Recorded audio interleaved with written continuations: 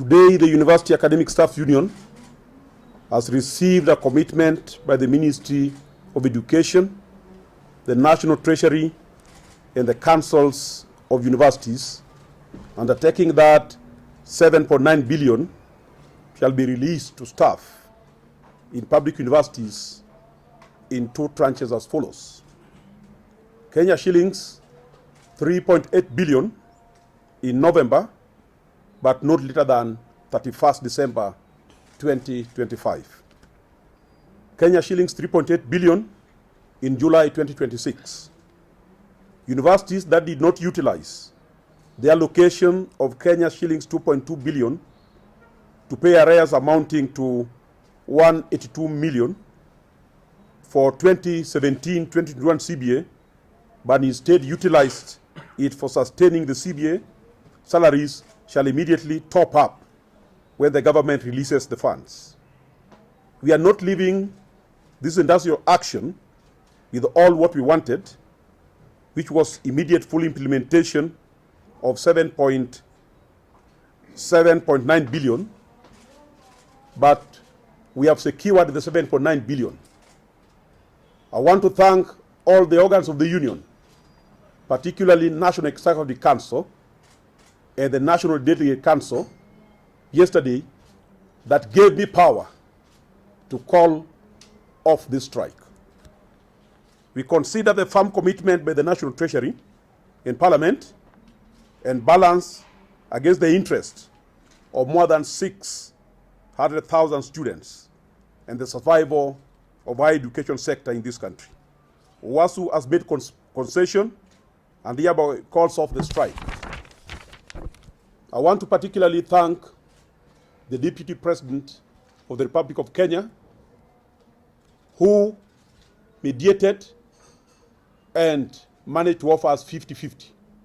I also want to thank Parliament and particularly National Education Committee of the National Assembly that bridged the gap between us and other stakeholders. Let me finish by highlighting some provisions of the return to work formula that we have signed today. Universities shall unconditionally withdraw all disciplinary actions on WASU members for activities related directly or indirectly to the industrial action. All disciplinary action commenced during the pendency of the industrial action shall be deemed withdrawn. For employees on contract, the renewal of their contract shall not be prejudiced by participation in the industrial action. To comrades, I know you have suffered, and I want to apologize to the comrades for the 42 plus days that they have lost. However, our members have committed that they are going to recover the lost time fully. The next thing, it is upon the government that you honor what we have signed here today. And if you honor what we have signed today, I want to commit that there shall be no strike called by WASU up to 2030. But if you don't honor this agreement, I'll call even a strike next week. Thank you very much. The third issue and the main issue that led to that strike being called was the issue of the implementation of the 2017-2021 CBA. In the 2017-2021 CBA, which had been agreed to be at the cost of 16.8 billion, 8.8 billion had been paid, and according to the unions, there was a balance of 7.9 billion which was due to be paid. However, SRC did indicate to us as a ministry that the amount that was outstanding as at the time the strike was being called was 624 million, on the basis that 7.2 billion had been paid between 2017 and 2022 during the normal annual increment of the salaries of the staff or the lecturers of the university. Because of this discrepancy of the two figures, it became necessary, and we agreed between the parties that it was important to verify the actual amount outstanding from the actual payrolls of all the universities. So negotiations took place, and a technical team from all the parties, SRC, the ministry, and the unions did meet and undertook an exercise of verification which brought in a balance of 7.76 billion. When we agreed on that figure, because a figure of 200 million had already been released to the universities and is held by the universities, the amount due from government is 7.76 billion. Because that was the outstanding amount, we then did a proposal to the unions so that they could accept the payment of those of that amount in 3 installments of 2.1 billion during supplementary 1 and 2.8 billion financial year 2026-2027, and the third installment of 2.8 billion financial year 2028-29. That proposal was rejected by the union, and we had to go back again to start further negotiations, and this is why time has actually taken a bit long, for the time has passed towards the settlement of this claim. They rejected that 3 installments, and we agreed after further negotiations that we'll now settle the 7.76 in 2 installments of 3.85 billion immediately and after the first supplementary, and the second installment during the financial year 2026-2027, maybe July 2026. Thank all my colleagues here who have burned the midnight oil to come to a solution of these long outstanding issues. Ladies and gentlemen, you are aware that the university unions called for a strike in September. Today, this strike is running onto its 49th day. And mainly there were 3 pending issues that led to the issuance of that notice. Number 1, it was on the implementation of the 2021-2025 CBA, which was concluded last year, in which there was an amount of 2.73 billion that was supposed to have been paid in July this year, but as at September 2025, that amount had not been fully paid. So that was part of the reason why this strike was called. But after the strike was called and before the expiry of the notice period, that 2.73 billion was paid, and therefore the issue relating to the CBA of 2021-2025 was resolved. The second issue that led to the calling of the strike was for the negotiation of the CBA of 2025-2029. In last year's discussions, when we were negotiating the settlement of the previous CBA, we had agreed as a group that all the CBAs in the universities, in the teachers' unions, would be negotiated and settled, registered at the beginning of their cycle, in order to avoid the situation where we are negotiating CBAs at the end of their cycle, leading to situations where we have arrears, which brings complications of budgeting and a heavy load to the budget of the ministry and the government.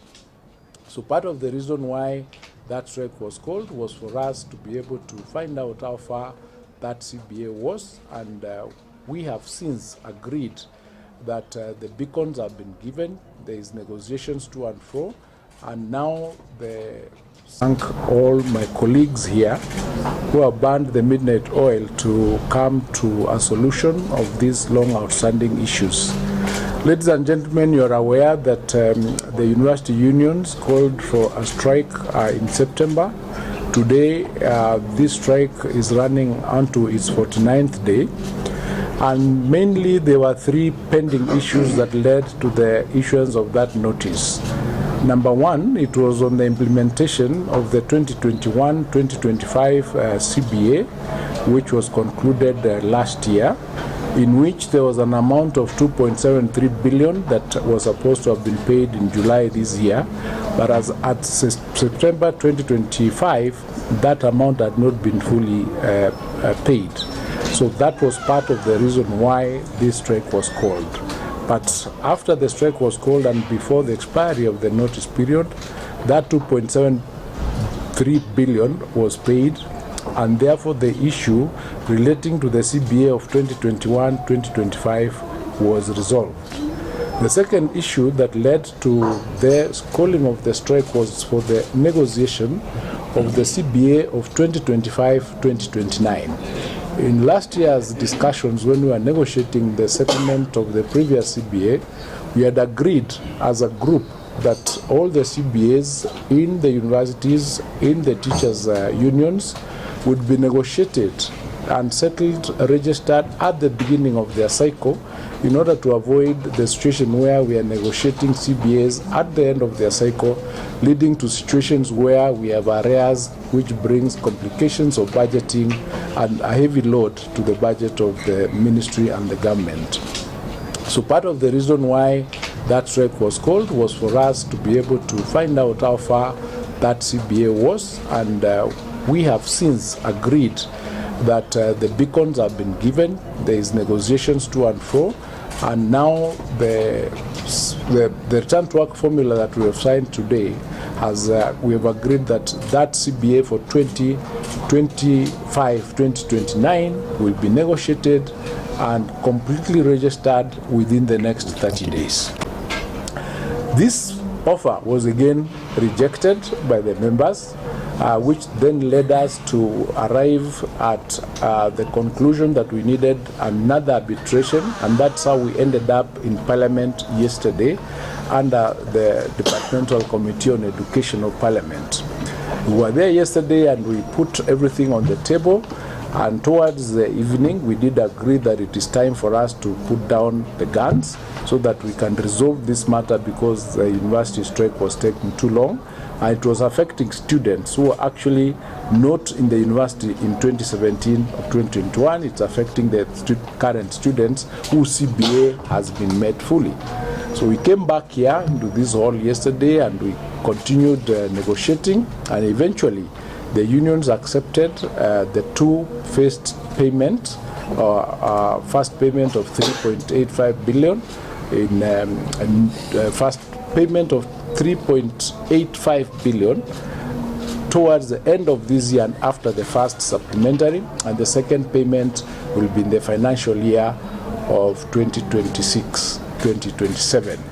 And as I've said, all the other issues have been settled, including the agreement on what will happen to those who withdrew their services against the court order that was in place, and we've agreed that no action will be taken against them. So all the issues that are pending have been resolved, and we are now at that point where we're going to call off the university strike.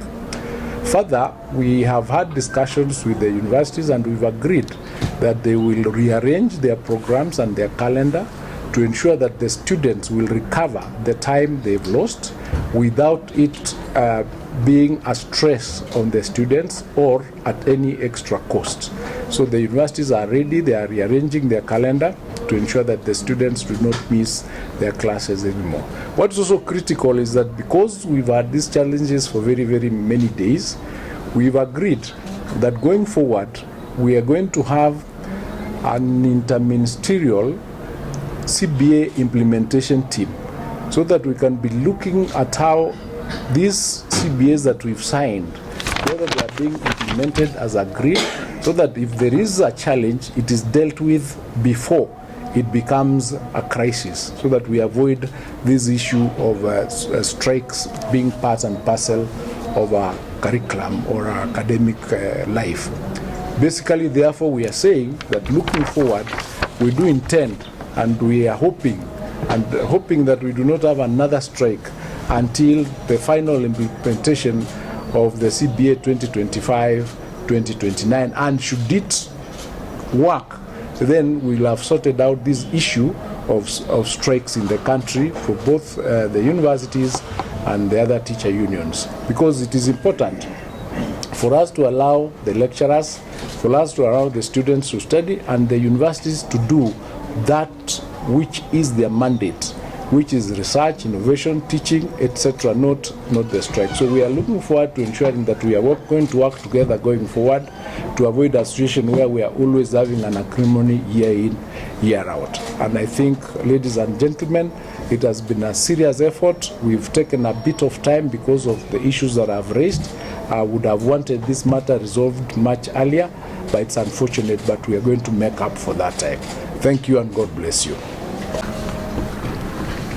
Kwanza kabisa, we would like to inform our members in all the 42 universities that today, the 5th of November 2025, the strike has been called off. The strike that has taken 49 days is now called off. It's been called off because we have been able, guided by the ministry, to go through the paces of negotiations.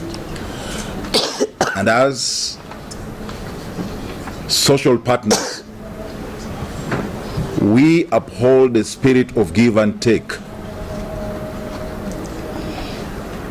that whatever we went out to pursue, indeed, we managed to get the 7.9 billion shillings, not the 624 million shillings that was initially advised to be the date. We have also therefore agreed that given the position, the financial position that there is with the Treasury, and guided by the National Assembly yesterday, we have agreed to get these 7.9 paid in 2 tranches at 50%, 50%. And that is the spirit that we are carrying to allow our institutions of higher learning to get back to normalcy and to allow our students to continue with their studies. But as we do this, we must thank the people and the various agencies that have helped us reach where we are. His Excellency, the Deputy President of this country, was at the center of this particular success. He took us in together with our parent ministry, and he sat us down, and he was able to bring down what initially had been proposed to us, the 3-phase payment plan. And he committed and said the government can try and be able to pay within 2 phases of 50-50. And therefore the success that we have signed here today stems from his own initiative. And so we thank him. We thank our ministry, the CS and the PS. We thank the PS and the CS in the National Treasury too for committing to avail these funds that the government has accepted to give to these suffering employees in our universities. We also thank the National Assembly for inviting us and sitting us down to arbitrate on this matter and giving us a guideline that we have put pen on paper today. And therefore, we are not calling off the strike just like that, but it's because we feel strongly so that we have engaged exhaustively, that we have engaged the social partners and the government under the tripartite committee arrangement and gotten what we've gotten. And therefore we urge our members to accept this particular offer and resume their duties as normal. In the documents that we have signed today, we have endeavored to take care of all cases that would otherwise jeopardize their jobs, that would actually make some of them get drastic administrative action. So we have taken care of each and every item, so that when these members of staff go back to work, they're going back to work assured that their jobs are safe.